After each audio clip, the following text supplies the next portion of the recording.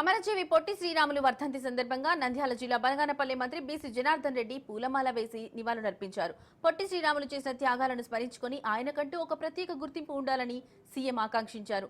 ఆయన వర్ధంతిని రాష్ట్ర వ్యాప్తంగా పండుగలా నిర్వహిస్తున్నామన్నారు.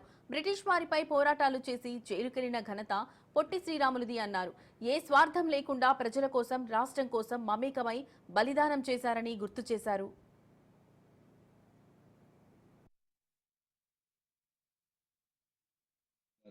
డిప్యూటీ ముఖ్యమంత్రి శ్రీ పవన్ కళ్యాణ్ గారు కేబినెట్ లో చర్చించి వారి యొక్క వర్ధంతి రోజున రాష్ట్రం అంతా కూడా పండగ వాతావరణంలో ఒక ఫెస్టివల్ నిర్వహించాలి, వారికి ఒక గుర్తింపు ఇవ్వాలి పొట్టి శ్రీరాములు గారికి అని చెప్పి కేబినెట్ లో ప్రవేశపెట్టినప్పుడు అందరం కూడా చాలా సంతోషంగా ఆ మహానుభావునికి ఇప్పటికైనా మనం ఆయన ఒక నివాళులు అర్పిస్తా ఉన్నాము. మనం ఒక్కసారి ఆలోచన చేసుకోవాలి. బ్రిటిష్ వారి మీద కూడా పోరాటం 2 సార్లు పోరాటం చేసి జైలుకు వెళ్ళినటువంటి వ్యక్తి పొట్టి శ్రీరాములు గారు.